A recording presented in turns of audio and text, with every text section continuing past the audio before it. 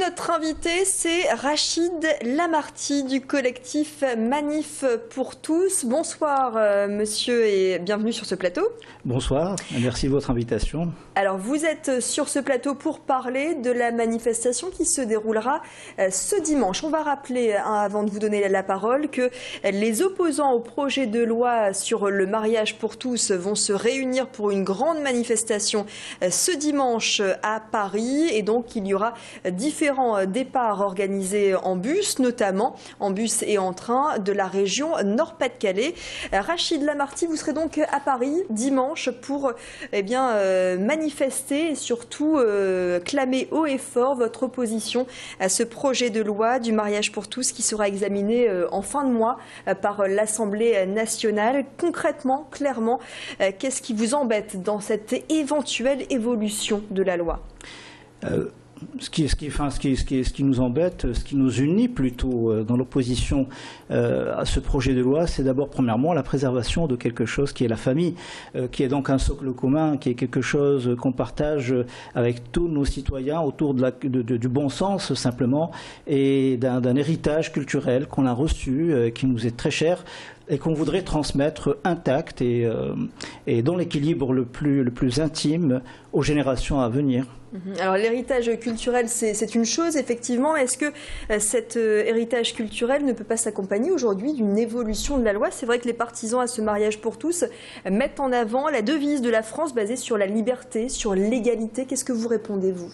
Alors sur la question de l'égalité, je dis oui, nous sommes pour l'égalité, mais nous sommes aussi pour l'égalité des enfants. C'est-à-dire qu'un enfant a le droit d'être l'égal d'un autre enfant et que les enfants naissent libres et égaux également.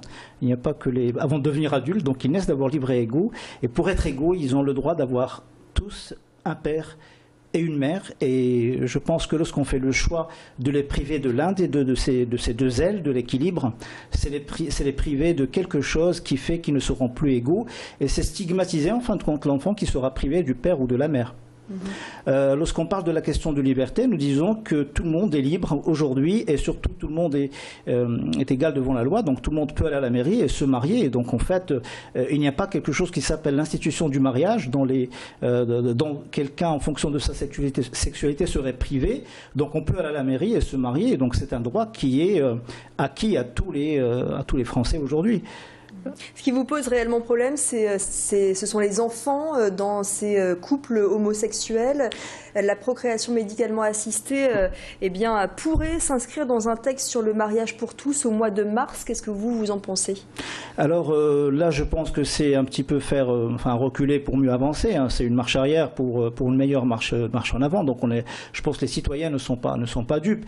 Et sur la question de la procréation, médicalement assistée, on estime que justement aujourd'hui, on est parti vers la fabrication pratiquement d'enfants. C'est-à-dire, on imagine le scénario catastrophe. Hein. On recourt à une banque pour l'enfant et une mère porteuse dans laquelle on va peut-être, moi j'imagine qu'on va parfois exploiter un ventre d'une mère qui est donc dans des conditions financières souvent très difficiles. D'ailleurs, les mères qui abandonnent en général leur enfant, c'est souvent pour des conditions de misère et de difficulté. Aucune mère, je pense au monde, si c'est une mère qui est donc saine et consciente, ne va abandonner son enfant. Il n'y a pas de parents au monde qui laissent comme ça leurs enfants. Et donc on profite de cette misère-là au lieu d'aider justement la misère, au lieu d'aider les Français à évoluer, à améliorer leur niveau de vie. On vient donc, on va vers ce cheminement-là qui est le fait de chercher des mères porteuses. Donc c'est un joli terme. Et on nous fait en plus croire et entendre qu'en fait il y aurait des femmes qui aimeraient bien vivre la grossesse, mais n'aimeraient pas vivre la maternité. Alors ça, c'est quelque chose d'assez extraordinaire. Alors Rachid Lamarty, on va rappeler que vous êtes membre du collectif Manif pour tous qui regroupe différentes associations, notamment dans la région. Vous allez vous mobiliser dimanche. Il y aura des départs prévus pour la grande manifestation à Paris. Comment ça va se passer ? Alors tout d'abord, je tiens à rappeler qu'il y a eu un appel national donc de plusieurs associations de protection de droits de l'enfant, de défense de la famille. Nous avons des associations aussi religieuses. On a le Grand Rabbinat de France, on a donc le Grand Évêque de France, on a aussi les grandes mosquées, associations, notamment la mosquée de Paris. Nous avons l'appel dernièrement de l'UOIF à toutes les mosquées et associations qui ont 100 membres. Donc tous ces gens-là ont appelé. Nous avons des députés, nous avons des maires, nous avons des penseurs, nous avons des gens également du milieu je dirais du milieu de la culture, et tous ces gens-là sont en train d'appeler, sont en train de se mobiliser.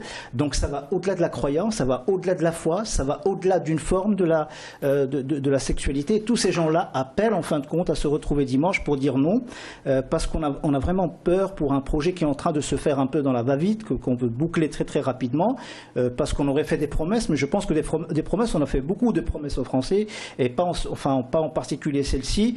Alors que cet appel, c'est un élan qui est parti à un moment donné, qui a fait des manifestations dans les villes. Nous avons assisté à celle du 8 décembre ici, et nous allons maintenant à une manifestation nationale, donc massive, à Paris. Donc l'esprit de la manif, c'est un peu un collectif qui travaille avec du tractage quotidien sur les places, sur les marchés, dans les boîtes aux lettres, vers des citoyens. Donc on va vers tout le monde, et donc on veut que tout le monde nous rejoigne. Donc le tractage. La deuxième chose, c'est l'organisation des bus, et c'est également un contact avec vous, avec la presse également, qui vous faites, je vous en remercie, le relais un peu de ce qu'on fait sur le terrain, parce qu'on n'en parlait pas assez, la presse écrite, la presse audio et vidéo. Et donc voilà, donc il y a tout ce travail. C'est des réunions tous les soirs. Donc on est dans la dernière ligne droite.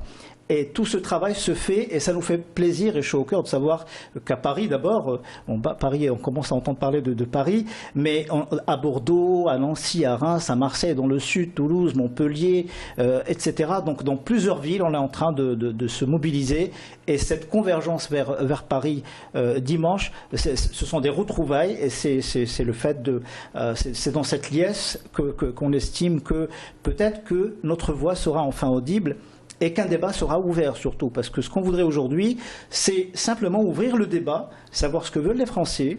Je ne sais pas pourquoi on a peur d'un référendum. Je pense que ce serait une excellente idée, c'est de sonder réellement, parce qu'aujourd'hui, on est en train de faire passer ceux qui sont opposés au projet pour des gens qui refusent l'évolution, pour des ringards, pour des gens qui sont à côté du modernisme, de l'évolution. On veut bien évoluer, mais on peut parfois dégénérer aussi en pensant qu'on est en train d'évoluer.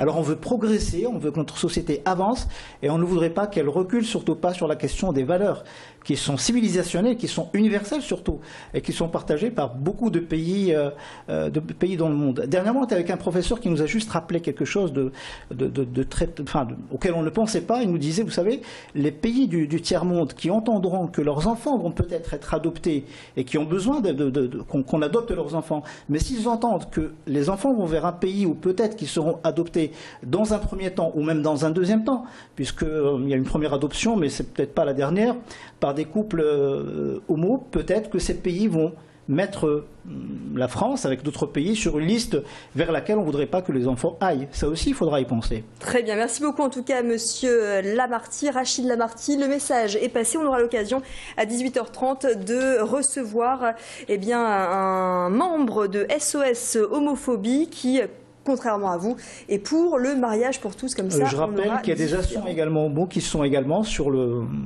qui sont contre le mariage. Très bien. Et que je rappelle juste une chose, c'est que on a fait passer le Pacs. Je voudrais bien qu'on donne les statistiques, parce qu'aujourd'hui, peu de couples homo se sont pacsés. Par contre, ce sont plus des couples hétéros qui ont opté pour le Pacs. Alors là, il faudrait voir, est-ce que vraiment on est en train de régler un problème? Est-ce que vraiment il y a une demande, un problème qu'on est en train de régler? Mais en tout cas, merci à Grand Lille TV de nous avoir reçus aujourd'hui. Très bien. Et merci à tous ceux qui nous écoutent.